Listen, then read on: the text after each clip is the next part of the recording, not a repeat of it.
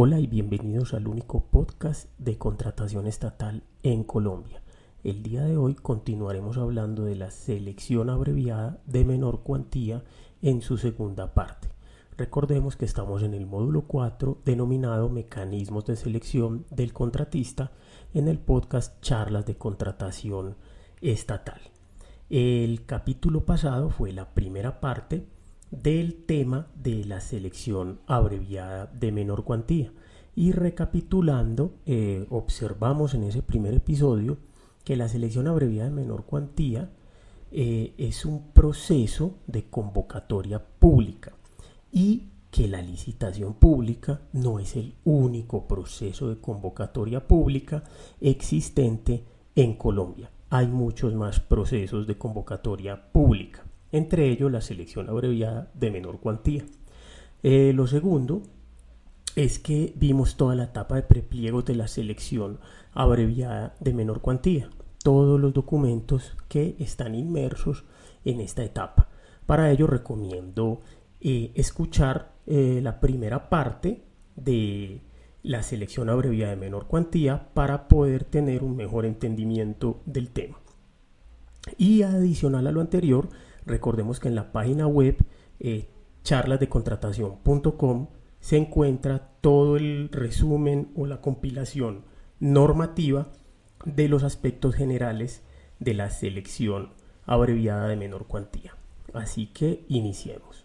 Recordemos entonces que la selección abreviada de menor cuantía se encuentra en el numeral 2 del artículo 2 de la ley 1150 del 2007, que nos habla de la selección abreviada y que hay varias clases de selección abreviada.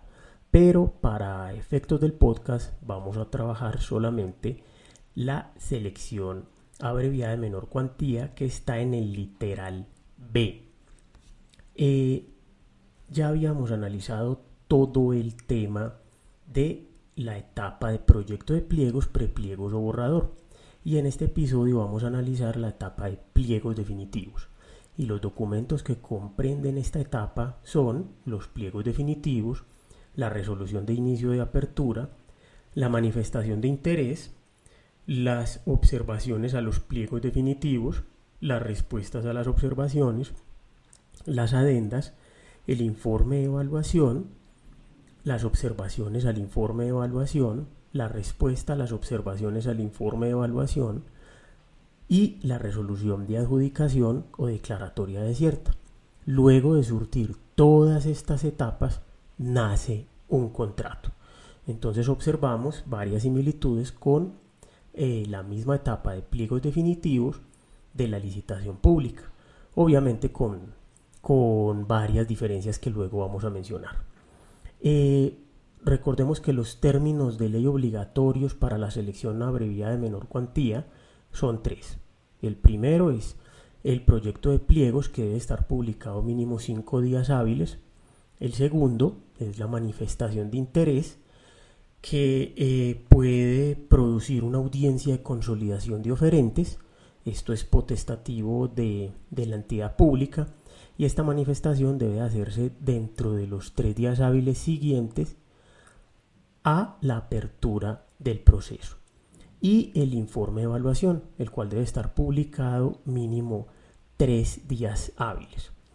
Entonces el tema de los pliegos definitivos lo encontramos también en el artículo 30 de la ley 80 del 93. Recordemos que el artículo 30 de la ley 80 del 93 es para la licitación pública, pero hay varios de sus numerales que le aplican a la selección abreviada de menor cuantía.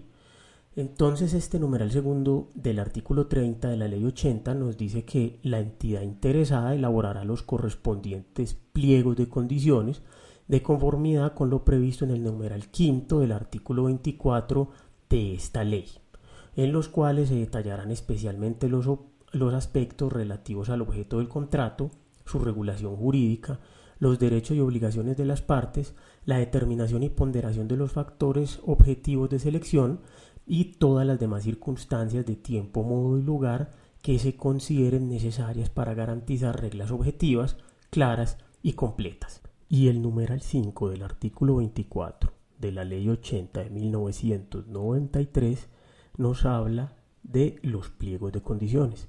Recordemos que esta es la materialización del principio de transparencia contenido en el artículo 24 y trata el mismo tema del cual habla la licitación pública y es de los requisitos que deben de tener esos pliegos definitivos que aplican tanto para la licitación pública como para la selección abreviada de menor cuantía.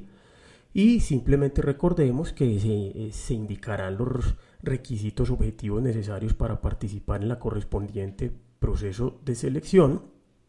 Se definirán reglas objetivas, justas, claras y completas que permitan la confección de ofrecimientos de la misma índole. Se definirán con precisión las condiciones de costo y calidad de los bienes, obras o servicios necesarios para la ejecución del objeto del contrato. No se incluirán condiciones y exigencias de imposible cumplimiento ni exenciones de la responsabilidad derivada de los datos, informes y documentos que se suministren. Se definirán reglas que no induzcan a error a los proponentes y contratistas. Se definirá el plazo de la liquidación del contrato cuando ello hubiere lugar y serán ineficaces de pleno derecho las estipulaciones de los pliegos y de los contratos que contravengan lo dispuesto en este numeral. Entonces, estas son las principales características que debe contener el pliego definitivo. Y el artículo 2.2.1.1.2.1.3 del decreto 1082 del 2015 también nos habla de los pliegos de condiciones y nos dice que los pliegos de condiciones deben de contener por lo menos la siguiente información. Este artículo, recordemos que ya lo mencionamos y también aplica para la selección abreviada de menor cuantía y para la licitación pública. Y nos dice que deben de contener esos pliegos la descripción técnica detallada y completa del bien o servicio objeto del contrato, la modalidad del proceso de selección y su justificación, los criterios de selección, las condiciones de costo y calidad que la entidad estatal debe tener en cuenta para la selección objetiva, las reglas aplicables a la presentación de las ofertas, su evaluación y a la adjudicación del contrato, las causas que dan lugar a rechazar una oferta, el valor del contrato, el plazo, el cronograma de pagos y la determinación de si debe haber lugar a la entrega de anticipo, los riesgos asociados al contrato y la forma de mitigarlos, las garantías exigidas en el proceso de contratación y sus condiciones, la mención de si la entidad estatal y el contrato objeto de los pliegos de condiciones están cubiertos por un acuerdo comercial, los términos, condiciones y la minuta del contrato, los términos de la supervisión y de la interventoría del contrato, el plazo dentro del cual la entidad estatal puede expedir adendas y el cronograma. Entonces vemos todas las similitudes que existen en los pliegos definitivos para la selección abreviada de menor cuantía, para la licitación pública y para el concurso de méritos. Posterior a la publicación entonces del pliego definitivo y de la resolución de inicio o de apertura, recordemos que este pliego definitivo, igual como ocurre en la licitación pública o en el concurso de méritos, se puede modificar en virtud de ya sea de observaciones que realicen los interesados o de oficio por parte de la entidad. Y el pliego definitivo se modifica mediante un documento denominado adenda. Y el artículo 2.2.1.1.1.3.1 del decreto 1082 del 2015 nos define qué es una adenda y nos dice que es el documento por medio del cual la entidad estatal modifica los pliegos de condiciones. Recordemos, modifica el pliego definitivo, no el proyecto de pliego. Y el artículo 2.2.1.1.2.2.1 ya nos habla de la modificación de los pliegos de condiciones y nos dice que la entidad estatal puede modificar los pliegos de condiciones a través de adendas expedidas antes del vencimiento del plazo para presentar ofertas. La entidad estatal puede expedir adendas para modificar el cronograma una vez vencido el término para la presentación de las ofertas y antes de la adjudicación del contrato. La entidad estatal debe publicar las adendas en los días hábiles entre las 7 a.m. y las 7 p.m. a más tardar el día hábil anterior al vencimiento del plazo para presentar ofertas, a la hora fijada para tal presentación, salvo en la licitación pública, que es de 3 días de anticipación. Entonces acá es una gran diferencia entre la licitación pública y la selección abreviada para la publicación de las adendas. Para todos los procesos, selección abreviada de menor cuantía, concurso de méritos, subasta inversa, para todos esos procesos, las adendas se pueden publicar un día hábil antes del cierre del proceso, es decir, de la entrega de ofertas. Solamente para la licitación pública debe de contarse un término de 3 días hábiles antes del cierre del proceso, es decir, de la entrega de las propuestas. Posterior a la entrega de las propuestas, recordemos que ya hemos surtido resolución de inicio, pliegos definitivos, adendas si hubo lugar a ellas, entonces ya se establece un término para que los interesados entreguen propuestas. Y cuando los interesados entregan propuestas se convierten en proponentes. Y luego entonces de que estas propuestas son entregadas a la entidad previamente en la resolución de inicio ya ha conformado su comité evaluador. Y ese comité evaluador entonces procederá a realizar el informe de evaluación, es decir, a evaluar las propuestas que se presentaron. El artículo 2.2.1.1.2.2.3 del decreto 1082 del 2015 nos habla del comité evaluador y nos dice que la entidad estatal puede designar un comité evaluador conformado por servidores públicos o por particulares contratados para el efecto. Esta contratación se hace mediante un contrato de prestación de servicios para evaluar las ofertas y las manifestaciones de interés para cada proceso de contratación por licitación, selección abreviada y concurso de méritos. El comité evaluador debe realizar su labor de manera objetiva, ciñéndose exclusivamente a las reglas contenidas en los pliegos de condiciones. El carácter asesor del comité no lo exime de la responsabilidad del ejercicio de la labor encomendada. En el evento en el cual la entidad estatal no acoja la recomendación efectuada por el comité evaluador, debe justificar su decisión. Los miembros del comité evaluador están sujetos al régimen de inhabilidades e incompatibilidades y conflicto de intereses legales. La verificación y la evaluación de las ofertas para la mínima cuantía será adelantada por quien sea designado por el ordenador del gasto sin que se requiera un comité plural. Entonces acá opera lo mismo que en la licitación pública. Se designa un comité evaluador, debe de ser plural, para la mínima cuantía no, y ese comité evaluador evalúa las propuestas. Recordemos que esta evaluación es similar a la de la licitación pública. Acá hay puntajes, hay ponderaciones de varios requisitos que exigió previamente la entidad. Les asigna a cada uno de ellos un puntaje y el que obtenga el mayor puntaje será el proponente adjudicatario. Y cuando se publica este informe de evaluación, recordemos que acá es diferente a la licitación pública, acá son 3 días hábiles. Ese informe es sujeto a las observaciones que realicen los proponentes. Y luego ya de que la entidad o el comité evaluador tenga claras las respuestas a esas observaciones, esas mismas observaciones se responden en un documento que se llama resolución de adjudicación, porque acá luego de realizar la evaluación pasamos a la última etapa de la selección abreviada de menor cuantía, que se denomina la adjudicación. Y en esta adjudicación, contrario a la licitación pública, acá no hay audiencia pública. Acá simplemente se publica un documento denominado resolución de adjudicación en el cual se le da respuesta a las observaciones realizadas al informe de evaluación y se adjudica o se declara desierta la selección abreviada de menor cuantía. Acá también aplica el numeral 9 del artículo 30 de la Ley 80 del 93 para este tipo de procesos, el cual nos dice que los plazos para efectuar la adjudicación y para la firma del contrato se señalarán en los pliegos de condiciones, teniendo en cuenta su naturaleza, objeto y cuantía.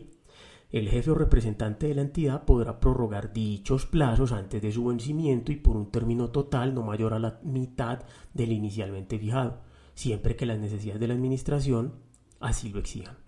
Dentro del mismo término de adjudicación podrá declararse desierta la licitación conforme a lo previsto en este estatuto. Acá licitación también se entiende, o mejor dicho, también aplica para la selección abreviada de menor cuantía. El numeral 12 de ese mismo artículo nos dice que si el adjudicatario no suscribe el contrato correspondiente dentro del término que se haya señalado, quedará a favor de la entidad contratante, en calidad de sanción, el valor del depósito o garantía constituidos para responder por la seriedad de la propuesta, sin menoscabo de las acciones legales conducentes al reconocimiento de perjuicios causados y no cubiertos por el valor de los citados depósito o garantía.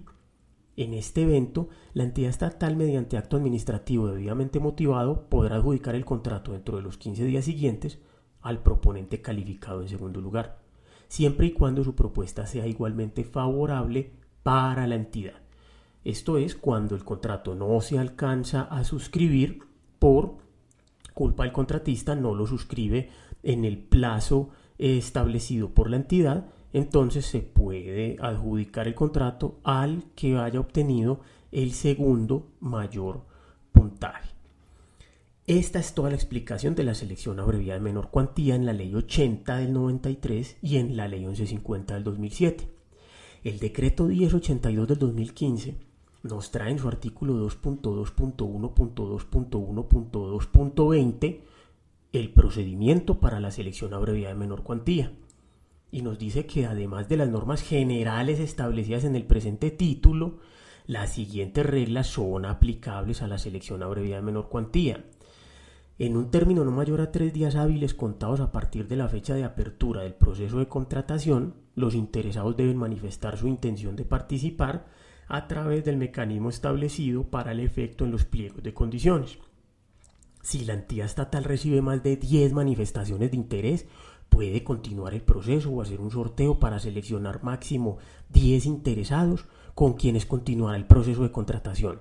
La entidad estatal debe establecer en los pliegos de condiciones si hay lugar a sorteo y la forma en la cual lo hará. Si hay lugar a sorteo, el plazo para la presentación de las ofertas empezará a correr el día hábil siguiente a la fecha en la cual la entidad estatal informe a los interesados el resultado del sorteo. La entidad estatal debe publicar el informe de evaluación de ofertas durante 3 días hábiles. Esta norma lo que nos habla es de un documento único y exclusivo de la selección abreviada de menor cuantía, denominado manifestación de interés. Y a su misma vez, a pesar de que la selección abreviada de menor cuantía no tiene audiencias, nos habla de una audiencia, que es la audiencia de consolidación de oferentes. Esta audiencia y este documento, reitero, operan únicamente para la selección abreviada de menor cuantía. Y este documento, con el cual yo no estoy de acuerdo, porque lo considero un requisito innecesario, un requisito más para la selección abreviada de menor cuantía, una labor más para nosotros los abogados de apoyo en contratación, que tenemos que estructurar un documento en el cual consolidemos las manifestaciones de interés y a su misma vez sí vamos a realizar audiencia, porque recuerden que esta audiencia es potestativa, entonces tenemos que realizar una audiencia para escoger 10 interesados, en el caso de que se hayan presentado más de 10 interesados.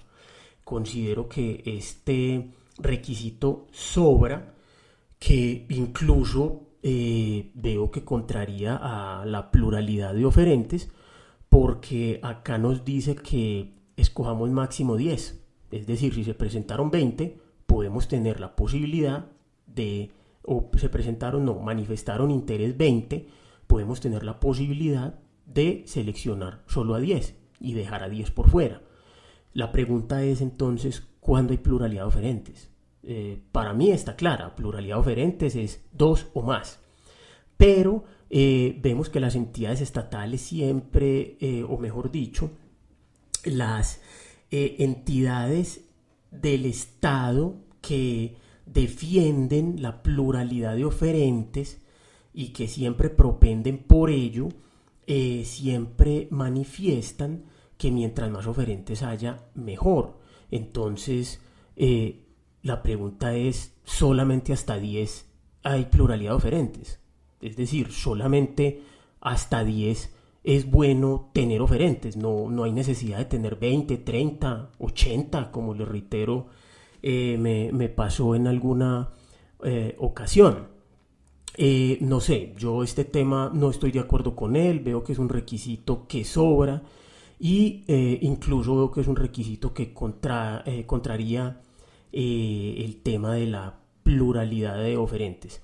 En mi caso, siempre en las elecciones abreviadas de menor cuantía, nunca he hecho audiencia de consolidación de oferentes y siempre dejo que participen las cantidad de empresas que quiera participar en el proceso. Reitero, lo veo como una contradicción, pero es mi opinión. La ley 1882 del 2018, que trajo cambios sustanciales para la licitación, también trajo cambios para la selección abreviada de menor cuantía. Y esos cambios están en el artículo 5 y en el artículo 6. Y en el artículo 5, recordemos que este artículo modifica el parágrafo primero e incluye el parágrafo 3, 4 y 5 al artículo 5 de la ley 1150 del 2007. Y nos dice el parágrafo primero que la ausencia de requisitos o la falta de documentos referentes a la futura contratación o al proponente, no necesarios para la comparación de las propuestas, no servirán de título suficiente para el rechazo de los ofrecimientos hechos.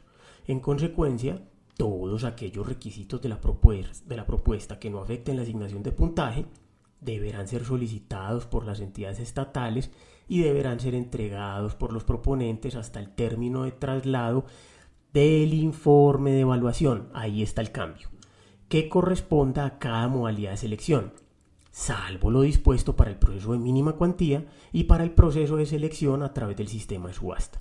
Serán rechazadas las ofertas de aquellos proponentes que no suministren la información y la documentación solicitada por la entidad estatal hasta el plazo anteriormente señalado. Durante el término otorgado para subsanar las ofertas, los proponentes no podrán acreditar circunstancias ocurridas con posterioridad al cierre del proceso. Esto ya lo había mencionado en otros episodios, y es que antes los proponentes podían subsanar los requisitos hasta antes de la audiencia de adjudicación. Ya no. O hasta antes de la publicación de la resolución de adjudicación. Ya no. Ya solamente pueden subsanar requisitos hasta el término que indique la entidad estatal. Es decir, si la entidad estatal dijo que solo se puede subsanar hasta el 8 de agosto a las 4 de la tarde del año 2020 y la audiencia resulta que es el 10 de agosto o la resolución de adjudicación se publica el 10 de agosto, quiere decir que solo se puede subsanar hasta el 8 de agosto del 2020 a las 4 de la tarde, no después de esa fecha. Si subsana después de esa fecha, no se toma como que haya subsanado el requisito. El parágrafo 3 nos habla de la no entrega de garantía de seriedad junto con la propuesta, no será subsanable y será causal de rechazo de la misma. Este tema, recordemos que ya había mencionado que es absolutamente nuevo en la contratación estatal y opera para todos los procesos de convocatoria pública. El parágrafo 4 nos dice que en aquellos procesos de selección en los que se utilice el mecanismo de subasta, los documentos referentes a la futura contratación o a proponente no necesarios para la comparación de las propuestas deberán ser solicitados hasta el momento previo a su realización. Aquí es diferente, que ya luego lo miramos, y aquí sí se puede subsanar hasta la fecha de la realización de la audiencia. El parágrafo 5 nos dice que en los procesos de contratación las entidades estatales deberán aceptar la experiencia adquirida por los proponentes a través de la ejecución de contratos con particulares. Esto opera para todos los procesos. Recordemos que en episodios anteriores les había contado que muchas entidades solo recibían experiencia con entidades del sector público y no recibían experiencia con privados. Ya mediante una norma ya se dice que tienen que recibirse ambas experiencias. Y el artículo 6 de la Ley 1882 del 2018 adiciona un parágrafo al artículo 8 de la Ley 1150 del 2007. Y ese parágrafo nos dice que no es obligatorio contar con disponibilidad presupuestal para realizar la publicación del proyecto de pliegos. Esto ya lo había mencionado también en otro episodio y esto lo aclara, pues considero que ni lo aclararon, o sea, simplemente redundaron porque ese tema ya estaba definido desde la Ley 80 de 1993. Entonces, ¿cuáles fueron los principales cambios que trajo esta norma para la selección abreviada de menor cuantía? Primero, la obligatoriedad de presentar junto con la oferta la póliza de seriedad, so pena de rechazo de la misma. Y segundo, solo se pueden subsanar requisitos hasta el término de traslado del informe de evaluación. Esas fueron las dos principales modificaciones que introdujo esta norma a la selección abreviada de menor cuantía. Las conclusiones entonces, ya para finalizar el tema de la selección abreviada de menor cuantía, el cual se trató en 2 episodios. Y para mí son, la primera es que la selección abreviada de menor cuantía, sus principales documentos que la conforman son los estudios previos, el proyecto de pliegos, el aviso de convocatoria, el pliego definitivo, la resolución de inicio, el informe de evaluación, las observaciones y la resolución de adjudicación. Muy similar a la selección abreviada de menor cuantía.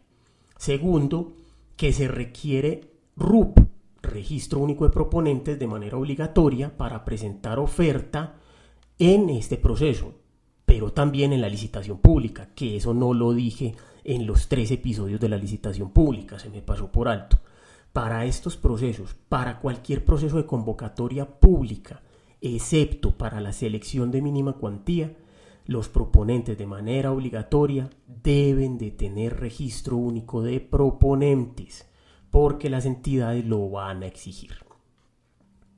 La tercera conclusión es que hay 3 términos obligatorios de ley para la selección abreviada de menor cuantía, que ya los he mencionado. 5 días hábiles para observar el proyecto de pliego. Dentro de los 3 días hábiles a la apertura del proceso se debe realizar la manifestación de interés y 3 días hábiles para observar el informe de evaluación. La cuarta conclusión es que este proceso es el único que tiene el documento denominado manifestación de interés para poder participar. Ojo, si los interesados no manifiestan interés, no pueden participar en el proceso. Si en la fecha establecida por la entidad manifestaron solo 5, solamente esos 5 pueden participar en el proceso. Y si resulta que esos 5 presentaron oferta y a su misma vez otros 3 presentaron oferta, pero esos 3 nunca manifestaron interés, esas 3 ofertas se rechazan. ¿Por qué? Porque no cumplieron con este requisito. Reitero que para mí sobra. Al no cumplir con este requisito, se les debe de rechazar las ofertas. La quinta conclusión es que no hay audiencias obligatorias. Solamente hay una audiencia que es la de consolidación de oferentes y es potestativa, no es obligatoria. Y la sexta conclusión es las diferencias que tiene con la licitación pública. Si bien observamos es un proceso que en su esencia y su estructura maneja lo mismo de la licitación pública, me refiero a los requisitos del proyecto de pliegos, a los requisitos de la resolución de inicio, a los requisitos del pliego definitivo, a que hay un informe de evaluación, a que hay un comité evaluador. Sí tiene, para mí, 5 claras diferencias. y son, la primera, el tiempo del proceso. Es decir, la selección abreviada de menor cuantía es más corta, por eso la norma lo llama un proceso simplificado, que para mí así deberían de ser todos los procesos, no con los términos exagerados que maneja la licitación pública. Entonces es mucho más corta en cuanto a sus términos. ¿Y por qué? Porque recordemos que el proyecto de pliego en la licitación son 10 días hábiles, en la selección abreviada son 5. Y el informe de evaluación en la licitación son 5 días hábiles y en la selección abreviada de menor cuantía son 3 días hábiles. Segundo, no hay audiencias. En la selección abreviada de menor cuantía obligatorias no hay audiencias. Solo la de consolidación de oferentes, pero es potestativa. Tercero, la manifestación de interés para participar. En la licitación pública no se exige ese requisito, en la selección abreviada sí se exige. Cuarto, en la selección abreviada de menor cuantía hay un solo informe de evaluación. En la licitación pública recordemos que con la ley 1882 del 2018 ya hay 2 informes de evaluación. Quinto, en la selección abreviada generalmente procede limitación a MIPYMES. En la licitación pública no procede licitación a MIPYMES.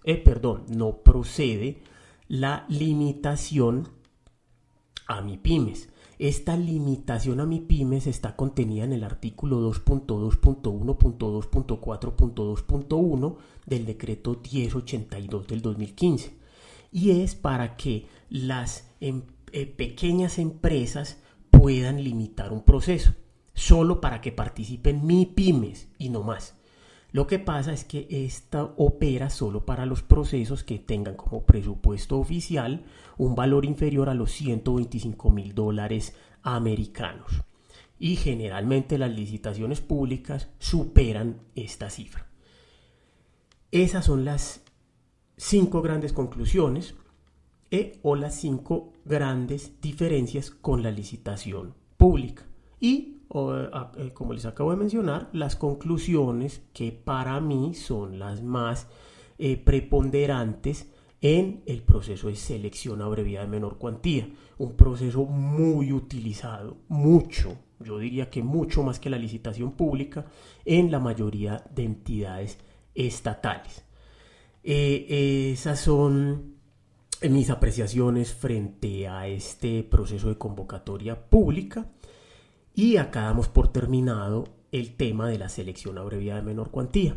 En el próximo episodio vamos a analizar un proceso de convocatoria pública denominado la subasta inversa. Como siempre, les agradezco mucho el haberme escuchado y los invito a que me sigan y se suscriban en los diferentes canales que tengo y que manejan el tema de la contratación estatal. Mil gracias por escucharme.